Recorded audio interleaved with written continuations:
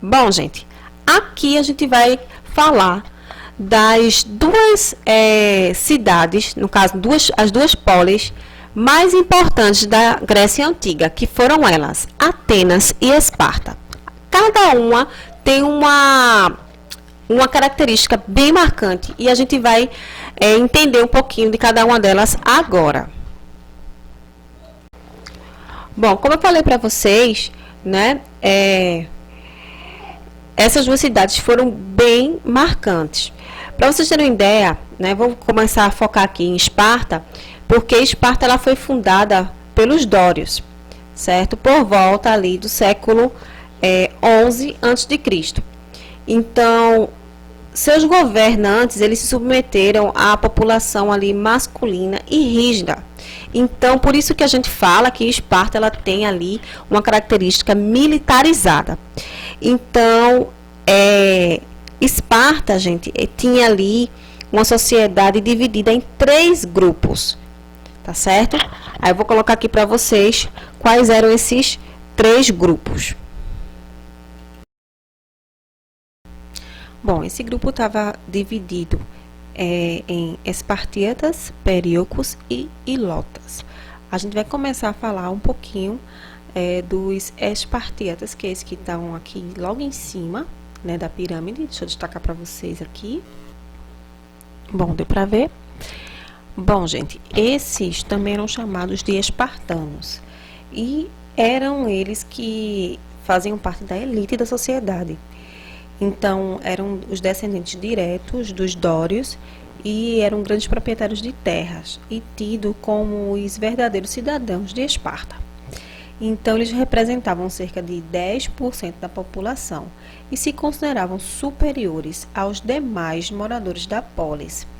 Então, era proibido aos espartanos realizar qualquer tipo de trabalho manual. Então, eles viviam da renda de suas terras. E eles podiam também fazer parte, interferir na questão política da cidade e participar das assembleias e cargos de governo. A seguir, nós temos os períocos.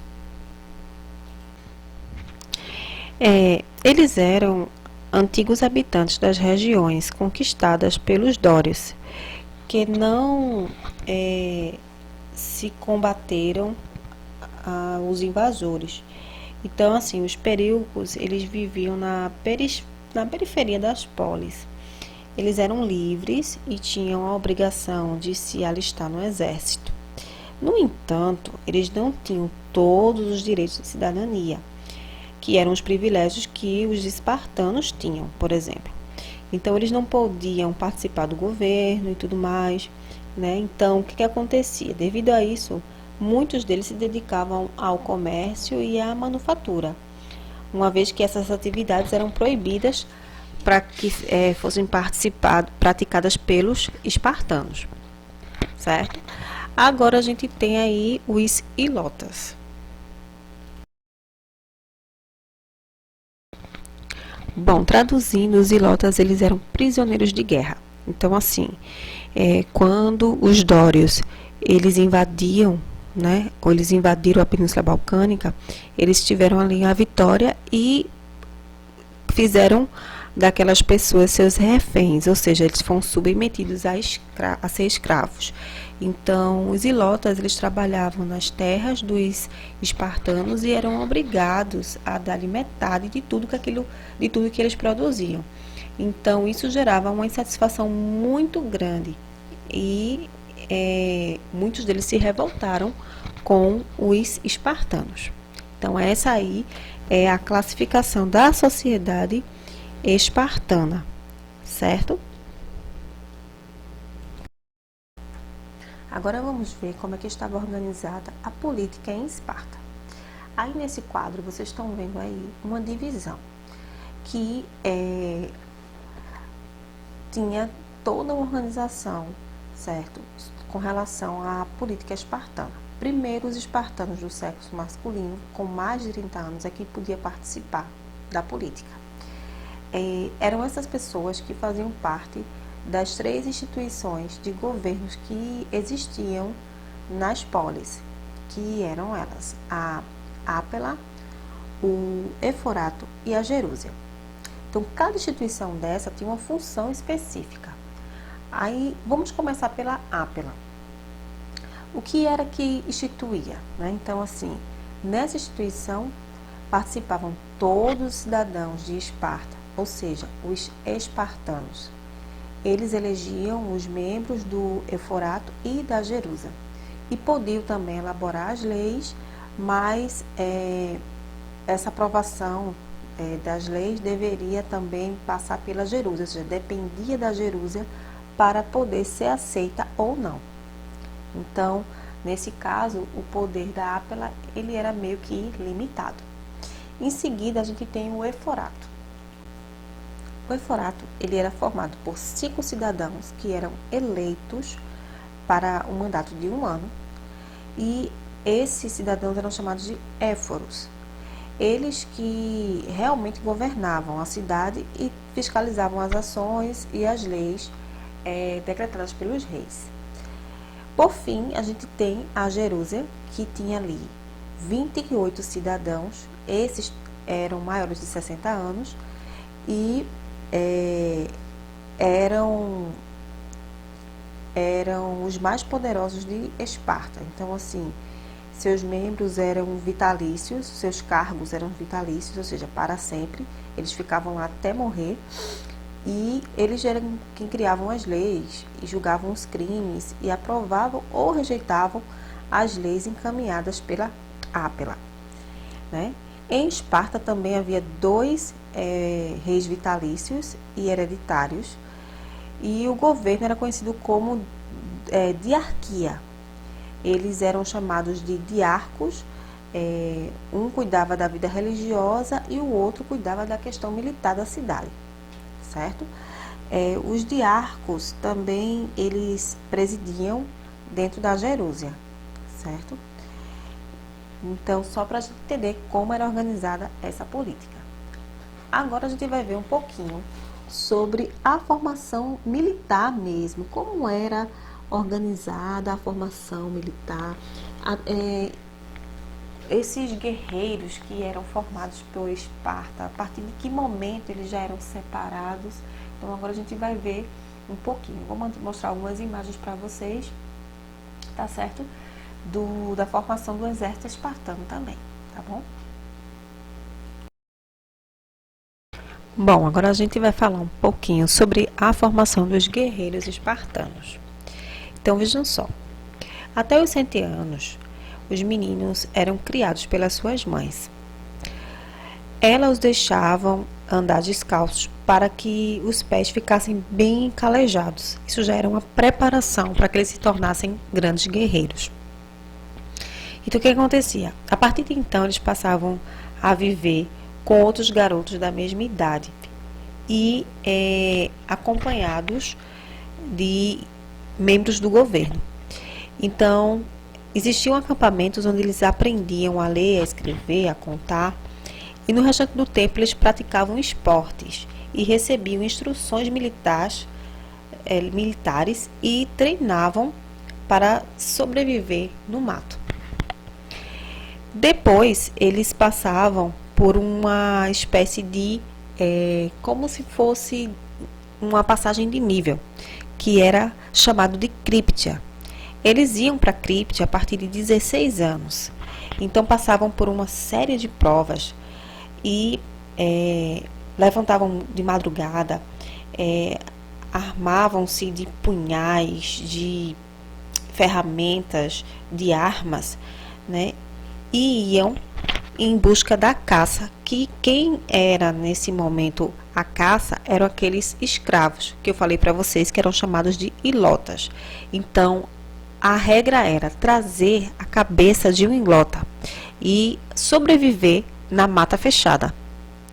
Aos 20 anos, eles ingressavam no exército e aos 30 casavam-se e recebiam um lote de terra do governo, que vinha ali acompanhado de um certo número de ilotas. Então, a partir dessa data, eram considerados cidadãos, ou seja, podiam votar e ocupar cargos públicos e etc. E continuavam servindo o exército até os 60 anos.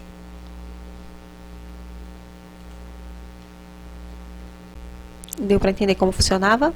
Bom, então aqui a gente vai finalizar, né, sobre Esparta, e a gente vai começar agora a ver um pouquinho da história de Atenas. Bom, assim como em Esparta, a sociedade de Atenas também estava dividida em três grupos sociais, que eram os cidadãos, os metecos e os escravos. Tá certo? Então, eu vou mostrar aqui para vocês a classificação desses três grupos sociais. Então, vamos lá.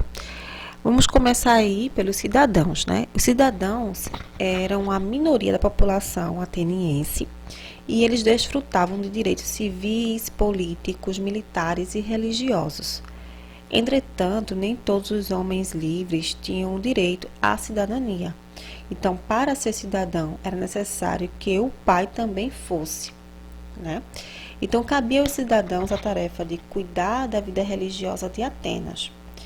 Eram eles que organizavam as festas públicas, sendo que a partir do final do século 6 a.C., quando ocorreram as importantes mudanças políticas em Atenas, os cidadãos passaram a ter o direito de participar da vida política das polis.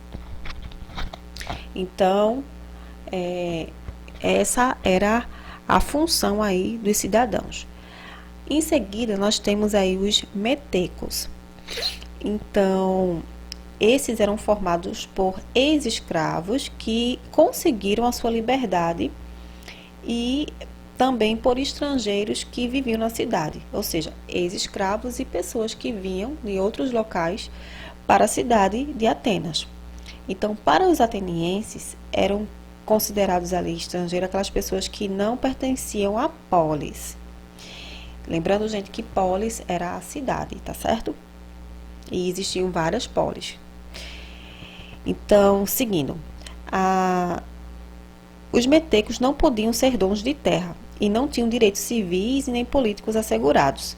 Então, se tornavam cidadãos os metecos que prestassem serviço importantes assim para a cidade de Atenas. Em seguida, a gente tem a camada mais baixa da pirâmide, que eram formadas pelos escravos. Então, somados aos metecos, eles compunham a maior parte da população de Atenas. Em sua maioria eram prisioneiros de guerra, originários da região ali da Ásia Menor, certo? Então, de modo geral, os cidadãos, inclusive os mais pobres, possuíam escravos. Estes pertenciam aos seus amos, ou seja, amos eram os seus senhores, digamos assim. Deu para entender como é que ficava organizado? E quando se dava a condição, né, de escravo, eram por várias questões, tá, gente? Tipo, como prisioneiro de guerra. Então, quando você ganhava, era muito comum isso acontecer, quando se ganhava uma guerra, as pessoas daquele local passavam a ser escravos da cidade que saiu como vencedora. Aqui nós temos como era organizada a política em Atenas, né? Então, os atenienses experimentaram várias formas de organizações políticas. Então, entre elas eu tenho a monarquia, a oligarquia e a democracia.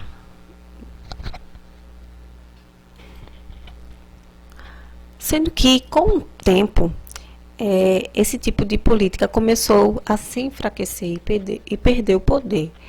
Então, o poder político foi sendo ocupado por membros da aristocracia ateniense, certo? E daí aconteceram várias reformas e tal, e algumas dessas mudanças foram até benéficas, né? Que dentro desse processo de transformação política tiveram aí o fim da escravidão por dívidas, o estabelecimento de um tamanho máximo de terras que a pessoa poderia possuir e a participação dos cidadãos na escolha de seus dirigentes, ou seja, na elaboração de leis.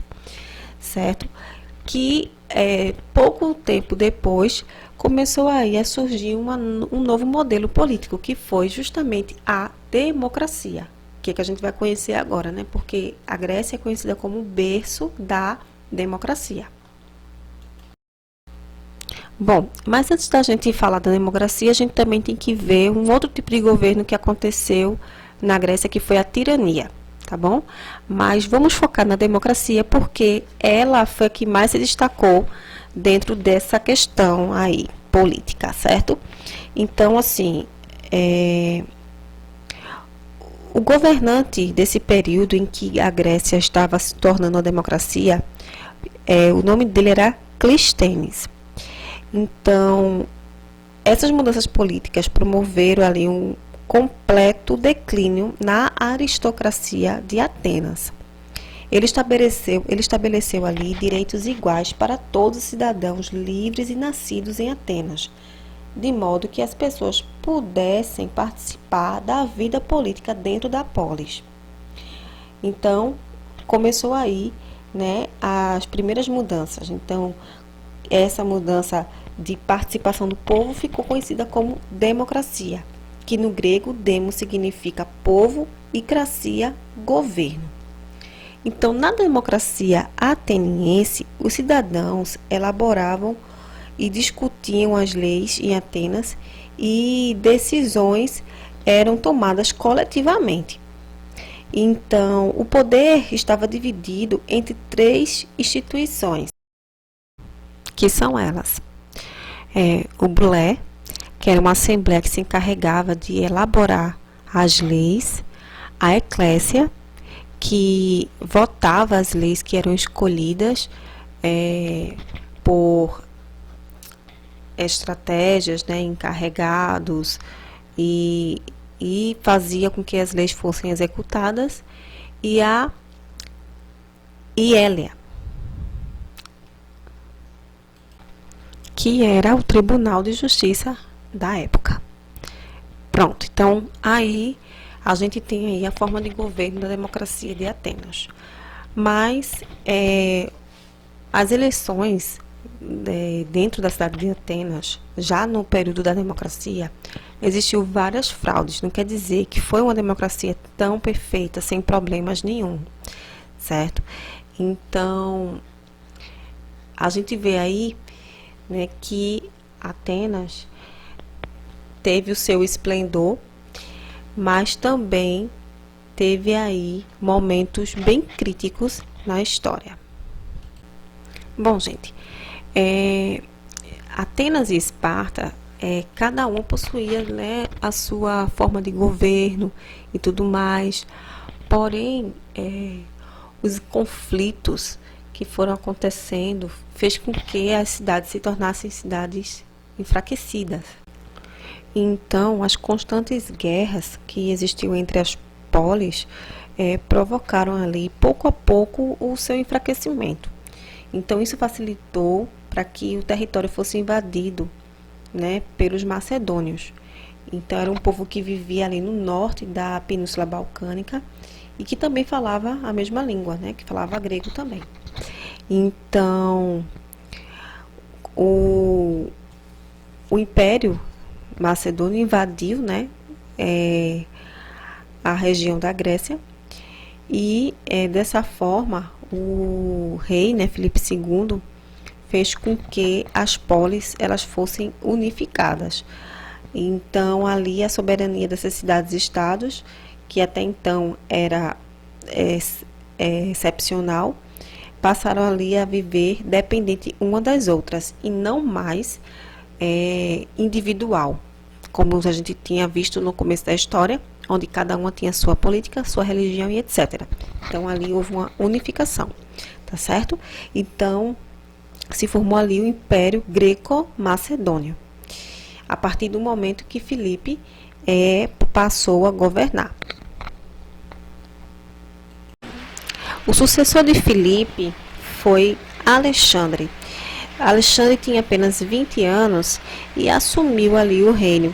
E foi Alexandre que conseguiu expandir, né, e fazer várias conquistas territoriais. a partir de 334 a.C., seu exército venceu os persas na Ásia e conquistou sucessivamente a Síria, a Fenícia e a Palestina. E em seguida ele ocupou o Egito. Aí, vejam só, esse período aí, né, que ao se expandir pelo Oriente, né, essa cultura grega se misturou com outras culturas, com outros aspectos culturais, e assim surgiu uma nova cultura, uma nova base grega. Então, essa nova base grega ficou conhecida como período helenístico. Aqui eu coloquei para vocês o cronograma, né, do período, do início do período helenístico e o seu fim, né, que teve início ali, né, com Felipe da Macedônia, que derrotou ali os atenienses, e chega ao fim com a morte de Alexandre, tá certo? Então, nossa aula parte 2 vai ficando por aqui. Espero que vocês tenham compreendido, né, que a gente falou um pouquinho aí das duas cidades, as características, e também agora no final a gente viu, né, um pouquinho, né, do fim das polis, porque essa parte final aqui da história faz com que realmente haja uma desconstrução das polis gregas, tá certo, gente? Então, beijo para vocês. Fiquem com Deus e até a próxima aula.